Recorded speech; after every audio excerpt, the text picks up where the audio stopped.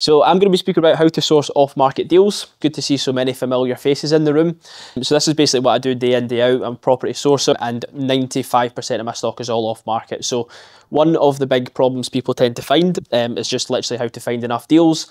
And this kind of off-market thing is quite glamorized and it's quite kind of niche and stuff like that. So hopefully it should be of interest. So here we go. So I'm just going to be speaking about tonight is obviously who I am, why you should potentially listen to me in this realm. What is off-market? It's a term that gets bandied about quite a lot. It's quite important. A little bit about off-market sales, 3 key ways of how to source off-market deals, which is going to be the biggest value for people tonight. Off-market exits is something I'm completely fanatical about, is how to monetize every lead. A couple of case studies from me as well, and then I think maybe we've got time for questions or something like that, Lindsay tells me. So, who am I? There's a picture of me with a microphone there, funnily enough. Matt Morrison, I'm 24 years old. I quite often get told I look older, but I think it's just the sunbeds. But here I am.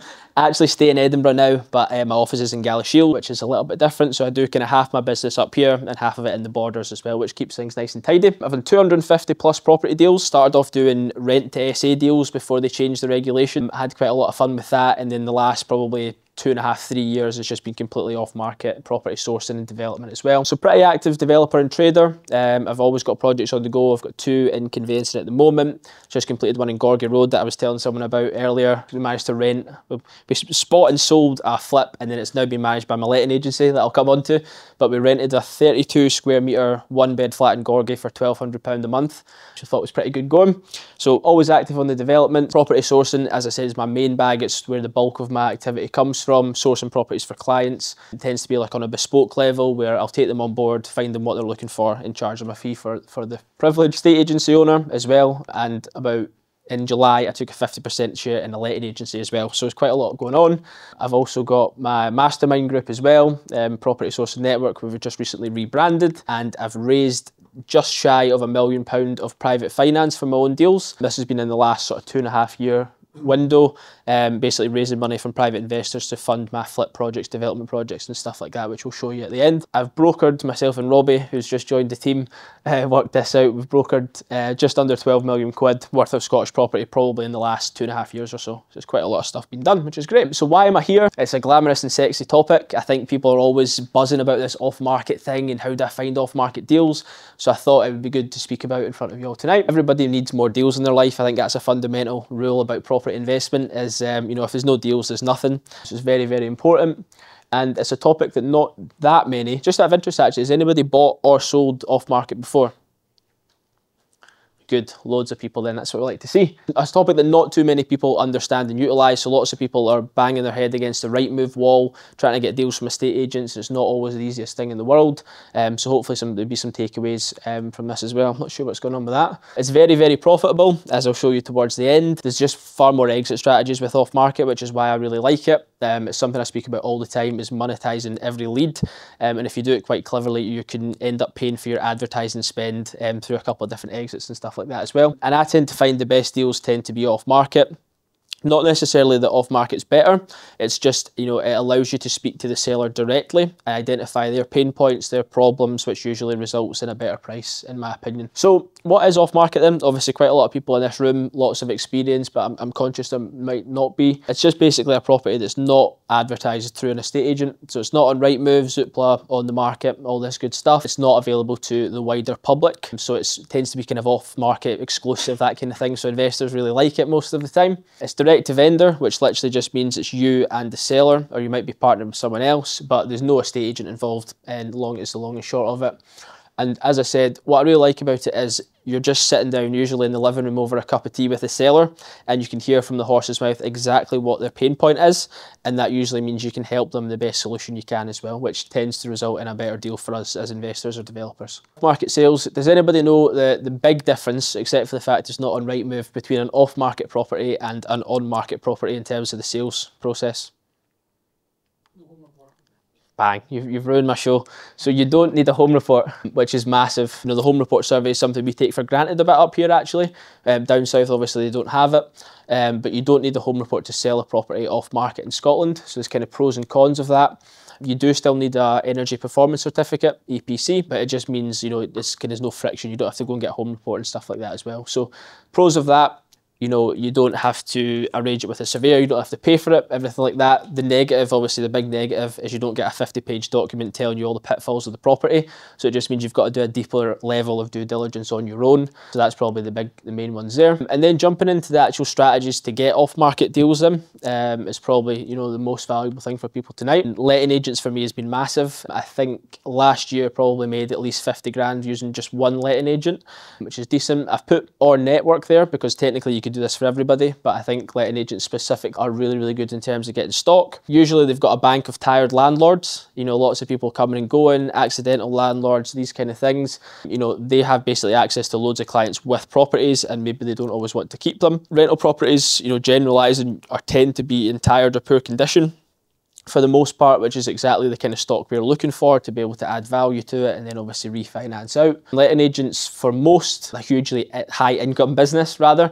meaning if you can offer them a referral fee of £500 to £1,000 per property, which is what I would do, you know, it might take them 10 or more properties in order to get that same level of income just from management. So it's a really good way of getting access to stock. So definitely try and book a couple of coffees or whatever with letting agents because they have access to the people you need to speak to. And one thing that I really like about obviously a couple of these strategies is it's completely free. So I tried to do a couple of blends between paid and non-paid, but if you go out and speak to a letting agent, it's not going to cost you any money up front, but you obviously have to pay them out the sourcing fee or whatever on the back end, or if you're buying it yourself, etc. So on to number two. This is probably my favourite one. It's something I spend thousands and thousands and thousands of pounds every month on. It's paid advertising. So I'm sure we've probably all seen these We Buy Any House adverts on your Facebook. As soon as you click on one, there's about 50 different companies that come up all trying to target you, which is probably one of, you know, myself doing it as well. And that's basically it. It's Facebook advertising. So people run campaigns in order to get access to sellers. And basically what happens is this will pop up on their Facebook page. I think it normally follows them around the internet if based on Google searches and stuff like that. Their details will come through a web form and then that gets directly to you and then you can phone them, go out and meet them and try and do a deal that way. So I'm usually running about £20 to £30 a lead, which means every time you hand Facebook £30, they hand you someone's contact details in return, which can be quite expensive, but it can also be very profitable, as I'll come on to show you. Just recently started running my own Facebook ads after using third-party companies for the last couple of years, and I spent £278 on an ad in the Scottish Borders where my office is, which resulted in a £4,000 sourcing fee from a client. So, you know, you would spend £278 to get £4 back every day of the week, couldn't you? So very, very profitable. I've probably made, you know, easily 100% ROI in the last 3 years for me using Facebook.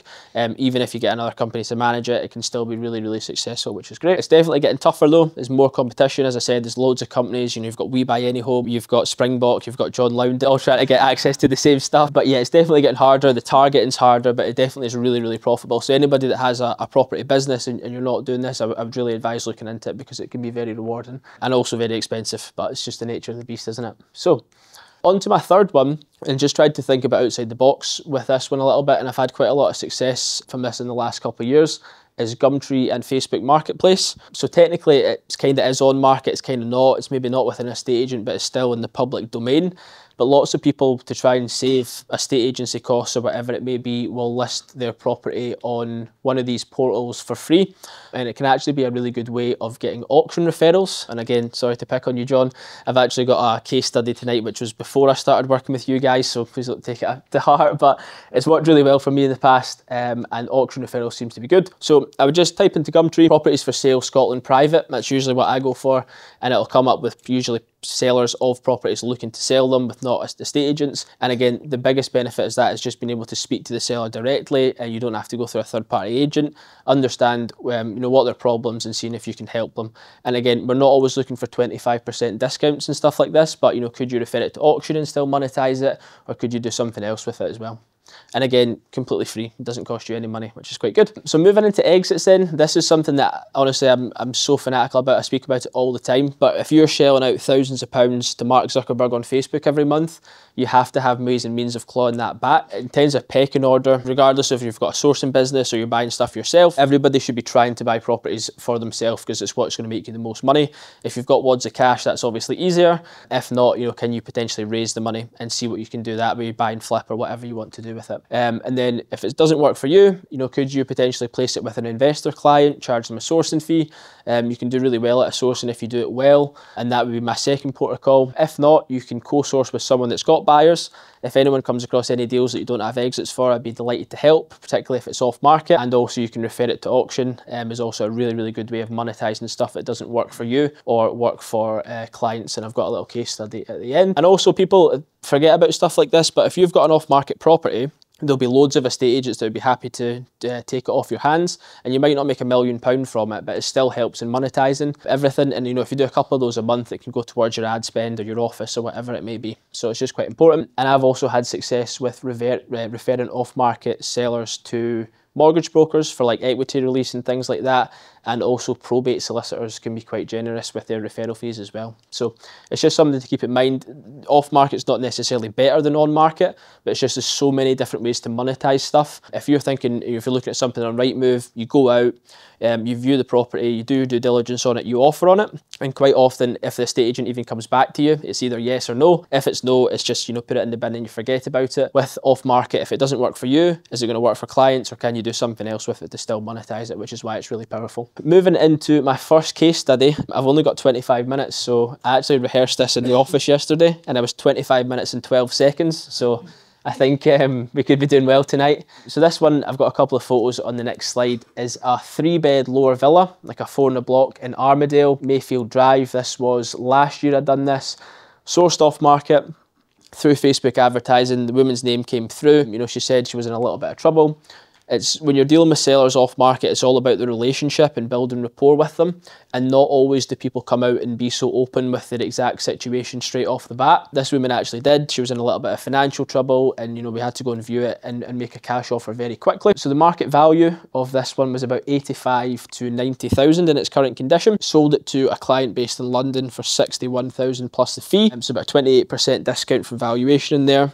Which is pretty decent going. Refurbed the property for 19.5 grand, new kitchen, bathroom, flooring, decor, that kind of thing's pretty standard. The rent is currently rented just now through our letting agency for £850 a month, and it's recently been revalued at 110. So the numbers on that is around about, including all fees and stuff like that, is about £7,000 left in the deal. Just a show of hands, who would buy this deal off me, do you think? Pretty decent?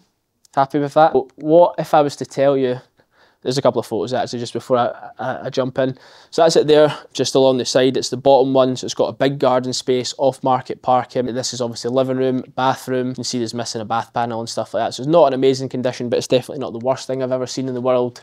There's a wee photo of the kitchen. So if you remember, it's probably worth 85.90. Sold it to the client for 61 plus the fee. The price that I agreed at was actually £45,000. So we agreed for 45.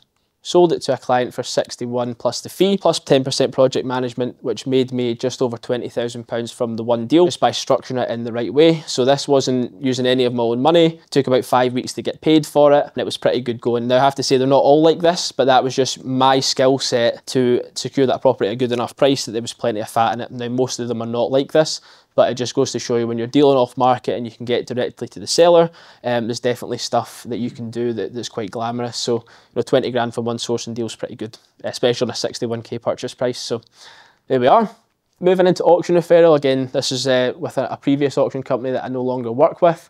It is a commercial building in Paisley. It's R Square. I've never been to this in my life, never viewed it, nothing like that. It's a commercial building. I think it was maybe like a doctor's or a dentist or something like that. Had planning permission to convert into 4 one-bedroom apartments it was. Found it on Gumtree. One day I was sitting randomly having my cornflakes or something like that, popped up on my Gumtree, sent an inquiry through to the guy, and it was actually his dad that had put it on Gumtree. He worked offshore. So very quickly, I knew it wasn't going to be one for me. Commercial's not really my bag. Paisley's also not my area. So I was thinking, okay, what can I do with this to still monetize it? So phoned up the auction company. They were happy to take it off me. I literally email introed the guy to the auction company. They signed it up, sold it for £110,000 and made, you know, 1,800 quid for a single email. So my hourly rate on that would be about £3,600. If it took me half an hour, it probably took me no more than 10 minutes, to be honest. So again, you don't always have to make £1 million quid out of stuff, but all these kind of little fees go into helping the big picture, if that makes sense. Nice and easy. And then this is one of my own properties, which I've not shut up about for the last probably 9 months on social media, if anybody's got me. So Birdie House Avenue, I was saying, so it's like next to Straight and Retail Park, just off the bypass. It's a 3-bed semi-detached house. I've got a couple of photos in the next slide. Again, it was actually a really nice ex-council property. One thing that I always do that I've not touched on when I'm buying something myself off market, is I will pay for a home report to be done, and then that way it's kind of like an insurance policy against anything going wrong, so you know if there's any pitfalls with the property, damp, all that kind of stuff. And actually I didn't know this until we got the home report done, but it was actually steel framed construction, so non-traditional build. I think if they're pre-1970 there's problems, something like that, but I think this one was okay. But anyway, I was a little bit nervous about it because I'd never bought a non-standard construction property before. But there was one in the same estate on with McDougall McQueen, which had a home report of 145, and it sold for 165 at a closing date to a cash buyer. So I was thinking, okay, there's probably money in this. So it's steel framed. My solicitor actually told me before we bought it, as they usually do, I think you should be careful, you might not be able to sell this, which I often remind her about when I speak to her. And again, so this was sourced off market through Facebook advertising, as I keep mentioning. The seller's situation was that she had they bought it as a rental. They paid like 30 grand for it, like however many years ago. No mortgage on it at all. Her husband sadly passed away during COVID, and she just wanted rid of it. She didn't want the hassle, didn't owe her anything. So we came in and we actually done a delayed completion on this one. So what we done is basically agree the price. There was a tenant in it. The tenant was originally going to leave, and then they spoke to Edinburgh City Council and they told her basically just stay put because they can't kick you out, and the usual kind of stuff. But we knew this was a really good deal, so we didn't want to lose it. Signed the missives as early as we could, and then we completed 7 days after the tenant moved out, just because we didn't want to lose it. So we're tied in, the seller couldn't pull out, all this kind of stuff. And then we completed 7 days after the tenant eventually moved out. I went down, had a big intervention with them, with the seller and stuff like that, and they eventually agreed to leave, which was great. Here it is here. So as you can see, it just looks like a normal house, but it is actually steel framed, in decent enough condition. Kind of buy-to-let standard refurbishment, isn't it? Sort of wet wall panels and stuff like that, but decent enough. It definitely wasn't the worst thing I've ever been in. A little photo of the kitchen up there as well. The home report survey we got on it was 160 in its current condition. We bought it for 100 grand on the nose, which was pretty good, 37.5% discount. We paid the seller's legal fees and stuff like that as well, so it was just a nice clean sale. Refurb was zero. The day we completed, I put it on the market through my estate agency, started taking inquiries. Right away, there was just numerous inquiries coming in. I thought, okay, this could go quite well here. We sold it for 157 grand in 3 days of it being on the market. I was actually sitting at home the night that it went on and got a phone call from a buyer from London, and he said, would you take 150? I said no, and then we managed to get him up to 157, which was great. So all in all, we made 47.5 grand net profit in 5 weeks and 3 days. Absolutely no work. I didn't even lift the mail from the front door to the back bin, anything like that. So it was a pretty good result. And I've went on to sell this buyer 5 properties this year after this, which is great. So it just goes to show you kind of the strengths of dealing off market and things like that, being able to identify the seller's situation. With this woman, didn't want the hassle. She got 100 grand landed in her bank, which she was quite happy with. And obviously we've done very well out of it as well. So that is me. If anybody wants to stay in touch, I've got a Scottish Property podcast episode, which myself and Stephen were on. We've got our own podcast, which Alex up the back tells me if you scan this QR code, it takes you to it. And probably the best place to get me would be Instagram, I would say. And if anybody's got any deals or anything like that they need any help on, I'm always happy to be contacted. All right.